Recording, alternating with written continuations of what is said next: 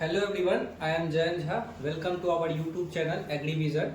Today we are going to talk about sprinkler and micro irrigation system. As you know that we are coming with your short question and important topics. So now let us see some most important question and topics of sprinkler and micro irrigation system. So sir, let's start. तो सबसे पहले देखेंगे कि explain irrigation system with components and advantage. जैसा कि आप लोग का कोर्स है स्प्रिंकलर एंड माइक्रो इरिगेशन का, तो इसमें सबसे पहले आप लोग को पूछेगा कि एक्सप्लेन करिए sprinkler irrigation system with its component and advantage. तो एक्सप्लेन किसी भी चीज को एक्सप्लेन करने के लिए आपको सबसे पहले उसका तो डिफिनीशन बताना पड़ेगा कि स्प्रिंकलर इरिगेशन क्या है। ये मेथड ऑफ इरिगेशन है in which water is spread into air through sprinklers and falls on field like natural rainfall. तो ये जो स्प्रिंकलर इरिगेशन है ये प्रोवाइड करता है वाटर लाइक नेचुरल रेनफॉल। ये पूरा 360 डिग्री रोटेट होता है और ये फवारे के तरफ पे वाटर प्रोवाइड करता है क्रॉप्स को। फिर इसका आपको पूछ सकता है कि कंपोनेंट क्या है। तो कंपोनेंट में सबसे पहले हम लोग को कोई भी अगर इरिगेशन का होगा तो एक पंप तो मोटर चाहिए, वाटर सोर्स, तो ये प्रोवाइड करता है pressure to move water through pipes. उसके बाद फिर आता है कि मेन लाइन। मेन लाइन का काम क्या होता है कि ये कैरी करता है water from pump to field. जो पंप से फील्ड तक का दूरी होगा तो वो मेन लाइन तय करेगा। उसके बाद फिर आता है कि सब मेन। फिर हमारा जो मेन लाइन है वहां से लेटरल पाइप जो फील्ड में एक्चुअली प्रेजेंट है वहां तक ले जाएगा सब मेन। उसके बाद फिर लेटरल पाइप होता है क्या कि small pipe that carry water to sprinkler. हमारे फील्ड में जो स्प्रिंकलर इंस्टॉल्ड है वहां तक वाटर ले जाएगा लेटरल पाइप्स।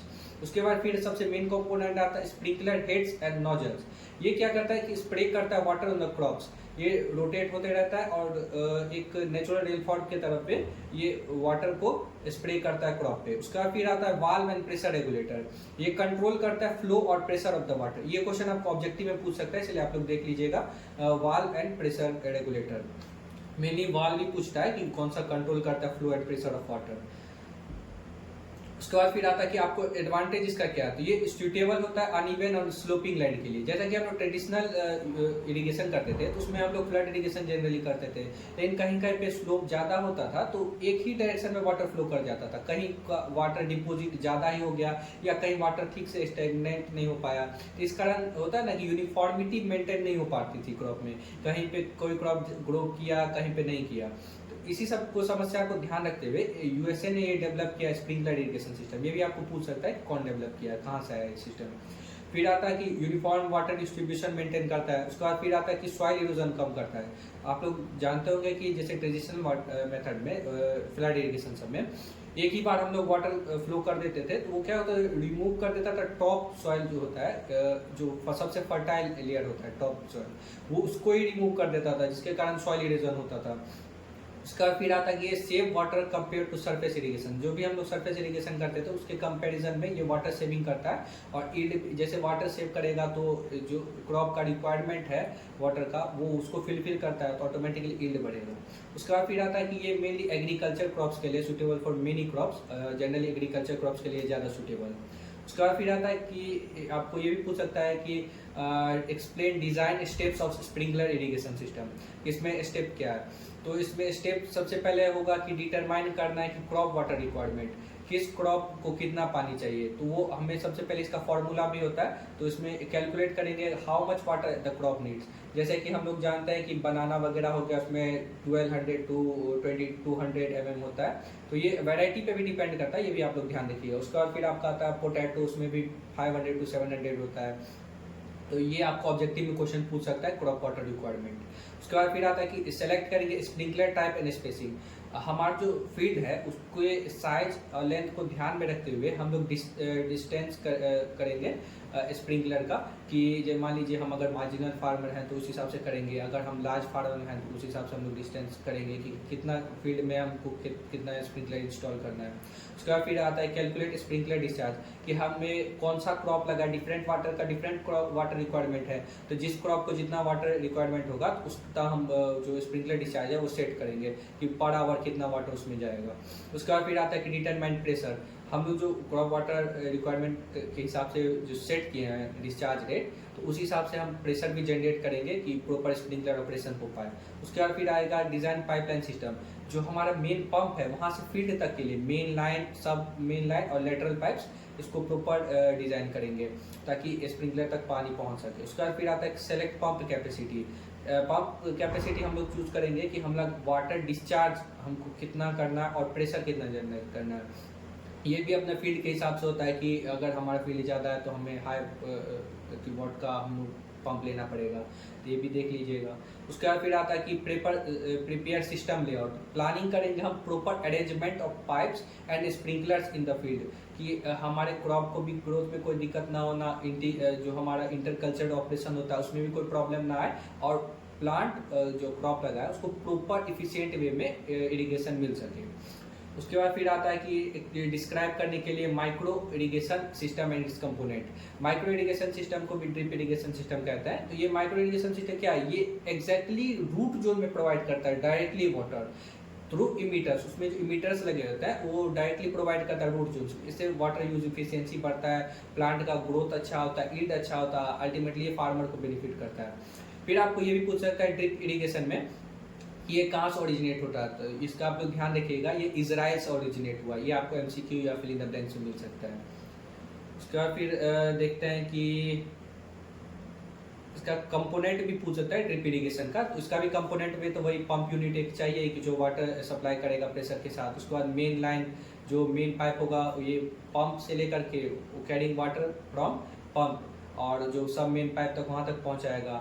वो सब मेन पाइप क्या करता है, वो कनेक्ट करता है main line with lateral pipe. Lateral pipe कहाँ, जो हमारे क्रॉप में जो लगे फील्ड में जो क्रॉप लगे हुए इसको अलॉन्ग भी जो हम लोग स्मॉल स्मॉल पाइप देखते हैं ब्लैक वाला, तो उसी को कहते हैं लेटरल पाइप। उसके बाद फिर आता है इमीटर्स और ड्रिपर्स। ये इमीटर्स ड्रिपर्स सबसे मेन रोल प्ले करता है क्योंकि ये वाटर रिलीज करते हैं ड्रॉप बाय ड्रॉप। इसका लेंथ भी वेरी करता है अलग अलग जो क्रॉप रिक्वायरमेंट है उसके हिसाब से। उसके बाद फिर आता है फिल्टर्स। फिल्टर्स का क्या क्या क्या क्या होता है, ये रिमूव करता है इम्प्योरिटीज फ्रॉम वाटर, क्योंकि हम भी जानते हैं कि इरिगेशन में डिफरेंट सोर्स से वाटर यूज करते हैं, तो हर सोर्स तो प्योर हो नहीं सकता है, वही इम्प्योरिटीज को रिमूव करता है फिल्टर्स। उसके बाद फिर आता है कि फर्टिगेशन यूनिट। ये फर्टिगेशन आपको मैंने पहले ही बताया था कि फर्टिलाइजर का एप्लीकेशन होता है थ्रू इरिगेशन। तो ये भी ड्रिप इरिगेशन में अगर हम फर्टिलाइजेशन यूनिट का हम इंस्टॉल कर सकते हैं, ताकि हम जो नॉर्मली फर्टिलाइजर देते हैं तो उसमें क्या होता है कि अनइवन डिस्ट्रीब्यूशन हो जाता है, कहीं कम कहीं ज़्यादा। लेकिन अगर हम ये इरिगेशन के सिस्टम में ही दें तो ये प्लांट इसको अच्छे तरीके से एब्जॉर्ब भी कर सकता है और यूनिफॉर्मिटी भी मेंटेन कर सकता है। इससे हमारे ईल्ड में इंक्रीजमेंट देखने को मिलता है। उसके बाद फिर आता है आपको इसका एडवांटेज क्या होता है, तो ये भी हम लोग देखे हैं कि अगर हम लोग हर चीज़ अगर सिस्टमेटिक वे में कर रहे हैं तो इसमें हाई वाटर यूज इफिशियंसी होता है। हम लोग वाटर का सेविंग करते हैं 50 to 70% वाटर, खासकर जो ड्राई एरियाज है जैसे कि राजस्थान वगैरह हो गया, इसमें हम लोग ज़्यादा 50 to 70% वाटर सेव कर सकते हैं। उसके बाद फिर आता है कि रिड्यूस करता है वीड ग्रोथ। ये जैसे हम लोग जानते हैं ड्रिप इरिगेशन हम लोग सेट करता है कि हमारा जो मेन क्रॉप होता है उसके अलॉन्ग सेट करते हैं, तो इसमें जो खाली स्पेस हम लोग छोड़ते हैं तो उसमें तो पानी जाता ही नहीं है, पूरा पानी कहाँ जाएगा, प्लांट के रूट में। तो उसके लिए तो वीड के लिए तो पानी और न्यूट्रिशन मिल ही नहीं रहा, तो वो जर्मिनेट कैसे करेगा, तो ये अल्टीमेटली वीड ग्रोथ को कम कर देता है। उसके बाद फिर आता है कि अगर हम हर चीज़ जैसे इफिशियंट मात्रा में क्रॉप को प्रोवाइड कर रहे हैं तो अब ये सब बात है तो उसमें ईल्ड अच्छा मिलेगा हमको, और उसके बाद फिर ईल्ड अच्छा मिलेगा तो अल्टीमेटली फार्मर को बेनिफिट होगा। उसके बाद फिर आता है क्या कि आपको एक और आप लोग ध्यान रखिएगा, जैसे कि फर्टिगेशन में पूछ सकता है कि हम लोग कौन सा फर्टिलाइजर यूज कर सकते हैं, तो इसमें आप लोग लिखिएगा कि सॉल्यूबल फर्टिलाइजर यूज करेंगे।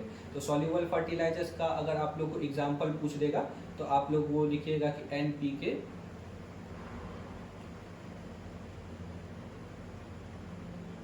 नाइनटीन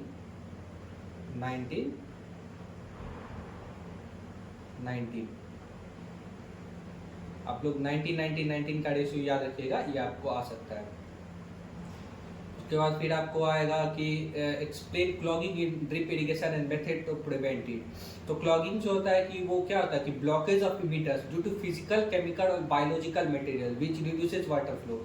जैसे कि हम लोग अगर सिस्टम ड्रिप इरिगेशन का चला है तो ऑब्वियस सा बात उसमें कि बैक्टीरिया फंगल ग्रोथ तो बढ़ेगा ही, क्योंकि वाटर उसको वो देगा, मॉइस्चर देगा, जहाँ मॉइस्चर होगा वहाँ फंगल ग्रोथ करेगा ही। उसके बाद फिर कई बार इम्प्योरिटीज भी आ जाते हैं सिस्टम में, उसके चलते भी ब्लॉकेज होगा। उसका फिर केमिकल्स वगैरह जैसे हम फर्टिगेशन के एप्लीकेशन करते हैं तो कई बार क्या होता है कि कुछ कुछ सॉल्युबल केमिकल्स कोई लोग उसमें डाल देते हैं, फिर इनसॉल्युबल पार्टिकल्स जो रहता है तो वो जमा हो जाता है उसके एंड पे, तो वो भी ब्लॉक कर देता है वाटर फ्लो को। उसके बाद फिर आता है इसका कॉज क्या सब है। तो इसका तो कॉज आपको हो गया कि सॉइल एंड सैंड पार्टिकल्स। तो सॉइल और सैंड पार्टिकल्स जो होता है कि वो भी इसका क्लॉगिंग में एक बहुत ही इम्पोर्टेंट फैक्टर है कि वो ब्लॉक कर देता है सॉइल और सैंड पार्टिकल्स। और उसका फिर आता है कि अल्गी एंड बैक्टीरियल ग्रोथ। हम मैंने आपको बताया कि अल्गी बैक्टीरियल ग्रोथ, जहाँ मॉइस्चर होगा वहाँ अल्गा बैक्टीरियल ग्रोथ करेगा ही, तो वो भी ब्लॉक कर देता है। उसके बाद फिर आता है कि केमिकल डिपॉजिट्स, खासकर जो हम लोग वाटर उठाते हैं जो पंप से, तो कई बार क्या होता है कि सलाइन वाटर भी होता है, तो उसमें और कुछ केमिकल्स उसमें आ जाते हैं, तो जैसे फर्टिगेशन के द्वारा, तो उसमें भी साल्ट का डिपोजिशन हो जाता है। तो ये साल्ट वहाँ तो ड्रिप तो पे तो करता ही है क्लॉग, उसके बाद हमारे फील्ड में भी एक सलाइन लेयर डेवलप कर देता है। उसके बाद फिर आता है कि इसका प्रिवेंशन मेथड क्या है। तो हम लोग प्रॉपर फिल्ट्रेशन सिस्टम यूज़ करेंगे कि जो हम इफ़िशिएंट वे में हम वाटर प्रोवाइड कर सके, जो क्लॉगिंग नहीं हो। उसके बाद फिर आता है क्या कि फ्लश करेंगे पाइपलाइन से रेगुलरली, हम लोग रेगुलर इंटरवल पे जो पाइप होता है उसको फ्लशिंग करेंगे। उसके बाद फिर आता है कि केमिकल ट्रीटमेंट करेंगे क्लोरीन या एसिड से। उसके बाद फिर आता है कि मेंटेन क्लीन वाटर सोर्स, जो हम लोग वाटर जो यूज़ करेंगे वो क्लीन वाटर सोर्स करेंगे, ये नहीं कि सलाइन वाटर या कहीं से भी डर्टी वाटर उठा रहे हैं। उसके बाद फिर आता है कि describe fertigation in micro irrigation system with advantage and precautions. तो ये क्वेश्चन भी आपको आ सकता है। तो इसमें आप लोग फर्टिगेशन तो आपको बता ही दिया कि method of applying fertiliser through irrigation. तो इसमें वाटर यूजिंग ड्रिप और स्प्रिंकलर इरिगेशन दोनों में हम लोग इसको अप्लाई कर सकते हैं। इसका एडवांटेज क्या हो गया कि यूनिफॉर्म डिस्ट्रीब्यूशन देता है न्यूट्रिएंट्स को, जैसा कि हम आपको पहले ही बताया है कि जो सरफेस इरिगेशन हम लोग करते थे तो उसमें हम लोग जनरली पहले फर्टिलाइजर जो होता है वो ब्रॉडकास्ट कर देते थे, उसके बाद फिर इरिगेशन करते थे। इसमें क्या होता था कि कई बार अगर रेनफॉल हो गया या फिर इंट्रेंड अनस्किल्ड लेबर है तो वो कहीं ज़्यादा दे दिया कहीं कम दे दिया, इसके कारण प्रॉपर ग्रोथ नहीं मेंटेन हो पाता था, यूनिफॉर्मिटी नहीं मेंटेन हो पाता था, और अल्टीमेटली जो क्रॉप का सिंक्रोनिटी है वो भी नहीं मेंटेन हो पाता था। तो उसके बाद फिर आता है क्या कि यूनिफॉर्म डिस्ट्रीब्यूशन इसका हो गया एडवांटेज में। उसके बाद फिर आता है सेफ फर्टिलाइजर एंड लेबर, जो हम लोग में जो ब्रॉडकास्टिंग के तुलना में देखा जाए तो इसमें फर्टिलाइजर का डोज भी कम लगेगा और लेबर सेविंग प्रोसेस है, क्योंकि हम लोग इसमें सिस्टम ऑटोमेटेड फिट कर देते हैं कि हमको इतना घंटा में इतना क्रॉप वाटर रिक्वायरमेंट है तो हमको इतना फ्लो करना है, उस हिसाब से वो खुद दे देता है, उसमें मैन का एनर्जी का यूज़ नहीं पड़ता है। उसके बाद फिर आपको आता है कि इम्प्रूव करता है न्यूट्रिएंट अपटेक, जो प्लांट न्यूट्रिएंट अपटेक करता है उसका कैपेसिटी बढ़ाता है। उसके बाद फिर आता है कि क्रॉप प्रोडक्टिविटी, अगर हम सब चीज़ इफिशिएंट वे में दे रहे हैं, न्यूट्रिएंट उसका अच्छा मात्रा मिल रहा है, पानी मिल रहा है, तो अल्टीमेटली उसका क्रॉप प्रोडक्टिविटी बढ़ेगा। उसके बाद कुछ प्रिकॉशंस हमको ध्यान में रखने चाहिए कि use only water soluble fertiliser, जो फर्टिलाइजर है वो वाटर सॉल्यूबल होना चाहिए। मैंने आपको एग्जाम्पल भी बताया NPK 19-19-19, वो आप लोग याद करके जाइएगा, वो अगर पूछे तो उसमें लिख दीजिएगा। उसके बाद फिर आता है कि हम लोग इंजेक्शन डेट जो है वो करेक्ट मेंटेन करेंगे, ये नहीं कि कम ज़्यादा रखेंगे, ये इफेक्ट करता है वाटर फ्लो को। उसके बाद फिर आता है कि clean the irrigation system after fertigation, हम लोग जो अगर फर्टिगेशन दे रहे हैं उसके बाद एक बार हम लोग जरूर फ्लशिंग कर देंगे नॉर्मल वाटर से, ताकि वो सिस्टम वो पूरा क्लियर हो जाए। फिर आता है कि अवॉइड करेंगे एक्सेसिव फर्टिलाइजर एप्लीकेशन, ये नहीं कि हम अगर फर्टिगेशन कर रहे हैं तो हमेशा फर्टिलाइजर उसमें डाल रहे हैं, इसको अवॉइड करेंगे क्योंकि ये सिस्टम का लाइफ को कम करता है।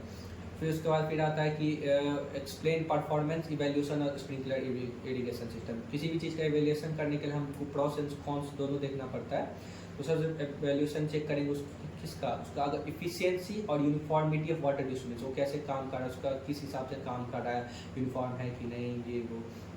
तो उसके बाद फिर उसमें मेन पैरामीटर्स में आता है कि डिस्ट्रीब्यूशन इफिशियंसी, ये इंडिकेट करता है क्या कि how uniformly water distributed over the field, कि पूरा फील्ड में कैसे वाटर यूनिफॉर्मली स्प्रेड हो रहा है कि नहीं, तो ये कौन कंट्रोल करेगा, डिस्ट्रीब्यूशन इफिशियंसी। उसके बाद फिर आता है कि प्रेसिपिटेशन रेट, ये amount of water applied per hour, जो प्रति घंटा वाटर प्रोवाइड कर रहा है प्लांट को, तो उसको करेंगे प्रेसिपिटेशन रेट। उसके बाद फिर आता है कि यूनिफॉर्मिटी कोएफिशिएंट, ये क्या मेजर करता है, यूनिफॉर्मिटी ऑफ वाटर एप्लीकेशन, जो पानी आ रहा है और पूरा क्रॉप में जा रहा है तो उसका यूनिफॉर्म हो रहा है कि नहीं। उसका फिर आता है एप्लीकेशन इफिशियंसी, ये क्या मेंटेन करता है, percentage of water effectively used by crop, कितना हम लोग पानी तो दे रहे हैं लेकिन उसका कितना परसेंट क्रॉप इफेक्टिवली यूज कर रहा है अपने ग्रोथ में, अपने जो उसका प्रोसेस चल रहा है फोटोसिंथेसिस वगैरह, ये सब में कितना प्रोसेस यूज कर रहा है वाटर का। उसका फिर आता है कि explain type of filter used in micro irrigation system, तो ये different types of filter use करता है कि उसको इम्प्योरिटीज को रिमूव करने फ्रॉम वाटर और ये प्रिवेंट करता है कि उसको क्लॉगिंग को। तो फिल्टर्स में हम लोग देखते हैं कि सबसे पहले तो स्क्रीन फिल्टर हो गया, ये मेटल और प्लास्टिक स्क्रीन यूज करता है टू रिमूव पार्टिकल्स। फिर आता है कि डिस्क फिल्टर, ये स्टैक्ड प्लास्टिक डिस्क यूज करता है टू ट्रैप स्मॉल पार्टिकल्स को अपने अंदर ट्रैप कर देता है, उसको आगे सिस्टम में नहीं जाने देता। उसके बाद फिर आता है सैंड फिल्टर। सैंड फिल्टर क्या होता है, वो सैंड मीडिया यूज करता है ऑर्गेनिक जो मटेरियल होता है उसको ट्रैप करने के लिए, और फिर अलग अलग मटेरियल को आगे जाने नहीं देता, वहीं पे सैंड में ट्रैप होकर रह जाता है। तो ये क्वेश्चन आपको शॉर्ट में देखने को मिल सकता है, तो ये आप लोग जरूर पढ़ के जाइएगा। फिर आता है आपको detail note maintenance of drip irrigation system. हम प्रॉपर मेंटेनेंस करेंगे तो ऑब्वियस सा बात है कि इसमें इफिशिएंट ऑपरेशन इंश्योर करेगा, हमारा जो सिस्टम उसका लाइफ बढ़ेगा, प्रॉपर रिजल्ट मिलेगा, प्रॉपर इफिशिएंसी मेंटेन होगा। फिर इसमें क्या आता है, प्रॉपर प्रैक्टिस इंक्लूड कि हम लोग रेगुलर बेसिस पे क्लीनिंग करेंगे फिल्टर्स का, उसके बाद क्या क्या फ्लशिंग करेंगे पाइपलाइन को, उसके बाद चेकिंग इमीटर्स फॉर क्लॉगिंग कि जो वहाँ पे इमीटर्स लगा हुआ मेन क्रॉप के पास, उसमें क्लॉगिंग तो नहीं हो रहा है, कि वहाँ पे इम्प्योरिटीज तो नहीं जमा हो रहा है, तो उसको हम चेक करेंगे। उसके बाद फिर रेगुलर मॉनिटरिंग जरूरी है ये सब चीज़ के लिए, कि हमें खेत में जाके प्रॉपर मॉनिटरिंग करना है, क्योंकि अगर ये सब चीज़ गड़बड़ हो रहा है तो हम जो वहाँ से जो मेन सिस्टम से हम रेगुलेट करके भेज रहे हैं, कितना क्रॉप वाटर रिक्वायरमेंट है तो हम इतना भेज रहे हैं, वहाँ से तो आ रहा है, लेकिन यहाँ पे कितना जमा हो रहा है कितना नहीं, अगर कहीं पाइप में लीकेज है तो वाटर तो वहीं पे लीक हो रहा होगा, तो वहाँ तो क्रॉप तक तो पहुँच नहीं रहा है, तो फिर ये भी डिस्टर्ब करता है चेन को जो हम वहाँ से सप्लाई कर रहे हैं। और डिमांड एंड सप्लाई, प्लांट को कितना डिमांड है और हम कितना सप्लाई कर रहे हैं, उसका चेन ये डिस्टर्ब करता है, तो ये हमें रेगुलर मॉनिटरिंग करना जरूरी है। उसके बाद फिर आता है कि chemical treatment to control algae and bacteria. जो हम लोग फर्टिगेशन अगर देते हैं तो उसमें भी हम लोग देखते हैं या मॉइस्चर के कारण डिफरेंट अलगी या बैक्टीरिया ग्रो कर जाता है, तो उसके लिए हम लोग केमिकल ट्रीटमेंट करेंगे, एसिड वगैरह डालेंगे रेगुलर इंटरवल पे, ताकि वो जो क्लॉगिंग का खतरा वो कम हो जाए। उसके बाद फिर आपको नेक्स्ट देखेंगे हम लोग, उसके बाद फिर हम लोग देखते हैं कि ये प्रॉपर मेंटेनेंस इंक्रीज करता है सिस्टम लाइफ और इफिशियंसी को। और फिर नेक्स्ट क्वेश्चन है कि explain factor affecting sprinkler irrigation efficiency. तो इसमें सेवरल फैक्टर आता है स्प्रिंकलर इरिगेशन को इफेक्ट करता है। सबसे पहले तो आता है विंड स्पीड। तो हम लोग भी जानते हैं कि जो स्प्रिंकलर इरिगेशन होता है तो वो नेचुरल इरिगेशन टाइप है, तो वो तो फवारा के तरह पे 360 डिग्री रिवॉल्व करके वाटर प्रोवाइड करता है क्रॉप को। अगर विंड स्पीड अगर ज़्यादा होगा तो एक ही डायरेक्शन में वो वाटर चला जाएगा, इसमें यूनिफॉर्मिटी मेंटेन नहीं हो पाएगा। जो क्रॉप का वाटर रिक्वायरमेंट है एक तरफ तो कुछ ज़्यादा ही मिल जाएगा, लेकिन जो क्रॉप दूसरे साइड है, विंड जो अपोजिट डायरेक्शन साइड है, उसको तो क्रॉप वाटर नहीं मिल पाएगा। तो ये भी एक बड़ा फैक्टर है विंड स्पीड। उसके बाद फिर आता है स्प्रिंकलर प्रेशर।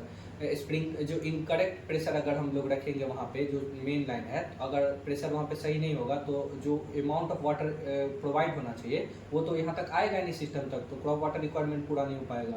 उसके बाद फिर आता है कि नोजल साइज। तो ये नोजल साइज डिटरमाइन करता है कि डिस्चार्ज रेट कि किस हिसाब कितना वाटर पर आवर होगा, तो वो नोजल साइज डिटरमाइन करता है, तो ये भी एक फैक्टर है। उसके बाद फिर स्प्रिंकलर स्पेसिंग। अगर हम जो हमारा 1 हेक्टेयर का फील्ड है उसमें हम लोग प्रॉपर स्पेसिंग रखेंगे कि जितना हम क्रॉप लगाएं किस हिसाब से क्रॉप का रिक्वायरमेंट है वाटर का, उस हिसाब से हम लोग स्पेसिंग रखेंगे। अगर प्रॉपर स्पेसिंग नहीं रखेंगे तो ये यूनिफॉर्मिटी कम हो जाएगा। एक जगह अगर हम 3-4 लगा दें, एक जगह एक ही लगाएं, तो उस एरिया में तो ज़्यादा वाटर मिल जाएगा क्रॉप को, लेकिन जो जहाँ पर एक ही लगाएं वहाँ तो वाटर जो उसका रिक्वायरमेंट है वो फुलफिल नहीं कर पाएगा। उसका फिर आता है सॉइल इनफिल्ट्रेशन रेट। हम लोग वाटर प्रोवाइड तो कर रहे हैं, लेकिन उस पर जो सॉइल ऑब्जर्व वाटर कर रहा है कि नहीं कर रहा है वो भी हमको ध्यान रखना है, ये भी इंपॉर्टेंट फैक्टर है। फिर आता है कि cost economics of sprinkler and drip irrigation. Cost economics में आता है कि जैसे स्प्रिंकलर में आता है कि वो इनिशियल कॉस्ट का मॉडरेट होता है as compare to drip irrigation. उसके बाद फिर आता है कि सूटेबल होता है फील्ड क्रॉप के लिए, और फिर जैसे एग्रीकल्चर क्रॉप हो गया। उसके बाद फिर आता है कि ये मीडियम वाटर सेविंग है और फर्टिलाइजर इफिशियंसी भी इसका मीडियम है ड्रिप के हिसाब से। उसके बाद फिर आता है कि ये सूटेबल है फील्ड क्रॉप के लिए। उसके बाद फिर ईल्ड, ये इसका ईल्ड इंप्रूवमेंट भी मॉडरेट होगा, जैसे हम ट्रेडिशनल इरिगेशन में करते हैं तो उस हिसाब से यहाँ पे ईल्ड इसका मॉडरेट होगा। फिर आता है कि आपको ड्रिप इरिगेशन है। ड्रिप इरिगेशन में इसका हायर इनिशियल कॉस्ट होगा, जो इंस्टॉलमेंट का लगता है वो हायर होगा। उसके बाद फिर ये सूटेबल मेनली है हार्टिकल्चरल क्रॉप्स के लिए। उसके बाद फिर आपको आता है कि ये मैक्सिमम वाटर सेविंग करता है, इसका एफिशिएंसी भी ज़्यादा होता है। एफिशिएंसी पे आपको फिल इन द ब्लैंक्स पूछ सकता है, जरूर पढ़ के जाइएगा आप लोग। उसके बाद फिर आता है कि आपको हायर क्रॉप यील्ड है और फर्टिलाइजर एफिशिएंसी भी इसका हाई है। फिर क्योंकि ये हम लोग जानते हैं कि ड्रिप में ड्रॉप बाय ड्रॉप हम वाटर प्रोवाइड करते हैं, तो इसका उसका फिर हम लोग देखेंगे कि शॉर्ट आंसर्स में आप लोग क्या सब पूछ सकता है। तो ऊपर में मैंने आपको बता दिया कि प्रेसिपिटेशन रेट। प्रेसिपिटेशन क्या होता है कि रेट जो at which water is applied to soil surface by sprinkler system. ये पर आवर में यूजुअली एक्सप्रेस होता है मिलीमीटर पर आवर। तो ये हो गया, ये आपको शॉर्ट आंसर में, तो आपको इसका डेफिनेशन पूछ सकता है, तो ये आप लोग जरूर पढ़ के जाइएगा। फिर आपका इमिशन यूनिफॉर्मिटी, ये मेजर करता है how uniformly water is discharge through all emitters in drip irrigation system. फिर जो कितना यूनिफॉर्म वाटर जो होता है डिस्चार्ज हो रहा है इमीटर से इन ड्रिप इरिगेशन सिस्टम। तो ये सब मोस्ट इम्पोर्टेंट होता है ना, कि वो हम बता रहे हैं पॉइंट आपको डिफिनीशन की, ये आपको पढ़ के जाना ही जाना है, ठीक है। फिर आपका आता है कि डिस्ट्रीब्यूशन इफिशियंसी। तो डिस्ट्रीब्यूशन एफिशिएंसी भी आपको पढ़ के जाना है कि ये रेफर करता है क्या, uniform distribution of irrigation water और ओवर द इंटायर फील्ड। जो इसमें क्या होता है कि पूरा फील्ड में, इंटायर फील्ड में वाटर का यूनिफॉर्म डिस्ट्रीब्यूशन होना चाहिए इरिगेशन वाटर का। फिर आपका आता है टाइप ऑफ फिल्टर, ये मैंने ऊपर डिस्कस कर ही दिया है, स्क्रीन, डिस्क, सैंड। फिर आता है component of drip irrigation system. अगर आपको लॉन्ग में पूछेगा तो आप लोग पूरा उसका एक्सप्लेन करके लिखिएगा, अगर शॉर्ट में पूछेगा तो ये जो मेन लाइन है ये भी आप लोग मैंने ऊपर बताया, तो ये आप लोग लिख लीजिएगा। फिर आता है आपकी types of sprinkler irrigation system. जो मोस्ट कॉमन टाइप है वो portable sprinkler system, semi permanent sprinkler system, permanent sprinkler system, centre pivot sprinkler system. ये भी आप लोग जरूर पढ़ के जाइएगा। फिर आता है आपको फर्टिगेशन, तो ये भी बता दिया आपको, application fertiliser to irrigation water, ये तो आपको कहीं ना कहीं क्वेश्चन देखने को मिलेगा। उसके बाद फिर आता है एक टर्म केमिगेशन। केमिगेशन क्या होता है कि application of chemical such as pesticides, fungicides और हार्बी। उसके बाद केमिगेशन तो आपको बता ही दिया कि जैसे कि केमिकल्स हो गया, pesticide, fungicide, herbicide through irrigation system, और फर्टिगेशन में ओनली फर्टिलाइजर डालेंगे। उसके बाद फिर आता है फिल्ट्रेशन इफिशिएंसी। फिल्ट्रेशन इफिशिएंसी क्या होता है, ability of filter to remove suspended particles and impurities from irrigation water. वो कितना एप्लीकेबल है कि वो हटाएगा सस्पेंडेड पार्टिकल्स और इम्प्योरिटीज को इरिगेशन वाटर से, इसी को कहेंगे कि फिल्टर इफिशिएंसी। फिर आप लोग का डिमांड आ रहा था कि सर ऑब्जेक्टिव क्वेश्चन हम लोग बहुत सारा गलत कर रहे हैं या हम लोग को नहीं मिल रहा है। हम लोग अपने तरफ से ट्राई किए कि जितना हम एमसीक्यू क्वेश्चन ला सके आप लोग के लिए। तो जल्दी विदाउट टाइम वेस्टिंग हम लोग देखते हैं कि मोस्ट इंपॉर्टेंट ऑब्जेक्टिव्स। तो सबसे पहले कि sprinkler irrigation works upon the principle of. Sprinkler irrigation में आपको पहले ही बताया था कि एक आर्टिफिशियल रेनफॉल की तरह काम करता है, कि जैसे नेचुरल रेनफॉल हो गया, ये भी आर्टिफिशियल रेनफॉल ही है। फिर आता है क्या कि drip irrigation is also known as तो ट्रिकल इरिगेशन। ड्रिप इरिगेशन का ऑब्जेक्टिव क्या है, तो saving water. Sprinkler irrigation is most suitable for, तो पहले आपको बताया था अनइवन लैंड के लिए होगा। Drip irrigation is mainly used for the fruit and vegetable crops, generally horticulture crops के लिए यूज होता है। फिर आपका आता है device use to supply water drop by drop, ये आप लोग पढ़ा देता है, मैंने बताया था इमीटर। फिर आता है कि main pipeline that carries water from pump, तो ये मेन लाइन कैरी करता है मेन जो वाटर होता है पंप से। उसके बाद फिर आता है कि स्मॉल पाइप जो होता है सप्लाई वाटर टू प्लांट, इसको लेटरल्स। उसके बाद फिर आता है कि component use to remove impurities, तो फिल्टर, ये भी आप लोग पढ़ चुके हैं। उसके बाद फिर आता है क्या कि device use to increase water pressure, तो वाटर प्रेशर किससे बढ़ाएंगे, पंप के द्वारा बढ़ाएंगे, ये भी आप लोग पढ़ चुके हैं। फिर आता है most common filter use in drip irrigation, तो कॉमन फिल्टर क्या है, स्क्रीन, डिस्क, सैंड, ये तीनों मैंने आपको बताया अभी। फिर आता है कि क्लॉगिंग इन ड्रिप इरिगेशन किसके वजह से होता है, तो ब्लॉकेज ऑफ इमिटर्स, जो भी होता है ऑर्गेनिक या बायोलॉजिकल, फिजिकल, केमिकल, जो उसके द्वारा ब्लॉक होता है। उसके बाद फिर आता है कि clogging is mainly caused by, तो फिर डस्ट पार्टिकल के द्वारा भी होता है, अलग ग्रोथ के द्वारा होता है, केमिकल डिपॉजिट के द्वारा भी होता है। फिर आता है कि cleaning of pipe to remove blockage, उसको फ्लशिंग कहते हैं, ये भी आप लोग पढ़ चुके हैं। फिर आता है regular cleaning of filter help to, ये सिस्टम का एफिशिएंसी बढ़ाता है, सेल्फ लाइफ भी बढ़ाता है। फिर आता है कि परफॉर्मेंस और इफिशिएंसी के देखेंगे कि uniform distribution of water in the field is called, ये भी आपको बताया कि डिस्ट्रीब्यूशन इफिशिएंसी। ये सब क्वेश्चन आपको शॉर्ट में आ सकता है, MCQ, fill in the blanks कहीं भी आ सकता है, ये आप लोग मिस नहीं करिएगा। फिर आता है rate at which water falls on soil surface from sprinkler, precipitation rate, ये भी आपको बताया है। फिर आता है uniform discharge of water from emitters, emission uniformity. फिर स्प्रिंकलर इरिगेशन क्या रिड्यूस करता है, तो ये सॉइल इरोजन रिड्यूस करता है, क्योंकि इसमें हम लोग एक आर्टिफिशियल रेनफॉल के तौर पर देते हैं, तो उसमें टॉप लेयर जो सॉइल होता है वो नहीं इरोड होता है, ये सॉइल इरोजन को रिड्यूस करते हैं। फिर आता है कि drip irrigation supply water directly to root zones, ये भी आप लोग कर चुके हैं। Application of fertiliser to irrigation water fertigation, ये तो आपको अब याद हो जाना चाहिए होगा। फिर आता है कि chemical use applied through irrigation system is called chemigation. उसके बाद फिर आता है कि drip irrigation is highly suitable for horticultural crops, ये भी आपको पढ़ाया है। फिर आता है कि device that spray water in sprinkler irrigation, तो आपको नाम देख के ही बता सकते हैं, स्प्रिंकलर हेड। फिर आता है क्या कि the pipe that carries water from main line to laterals, sub main pipe होगा। फिर आता है कि ड्रिप इरिगेशन सेव्स अप्रॉक्सीमेटली, ये भी आपको ऑब्जेक्टिव पूछ सकता है, तो 50 to 70% वाटर, इसको वाटर एफिशिएंसी के तौर पे भी पूछ सकता है। फिर आपका आता है कि sprinkler irrigation is not suitable in, तो आपको बताया था कि वो जो फैक्टर था उसमें स्ट्रॉन्ग विंड कंडीशन, तो ये हो सकता है इसमें नॉट सुटेबल होगा। और फिर आता है क्योंकि अनइवन लैंड और स्लोपियर सैंडी सॉइल के लिए यूज़ किया ही जाता है। फिर आता है कि device that control water flow in pump, तो वाल्व कंट्रोल करता है। उसके बाद फिर आता है sand filter is mainly use to remove, तो ऑर्गेनिक इम्प्योरिटीज को रिमूव करता है सैंड फिल्टर्स। फिर आता है कि main advantage of drip irrigation, तो आप देखिए बता सकते हैं कि वाटर सेविंग।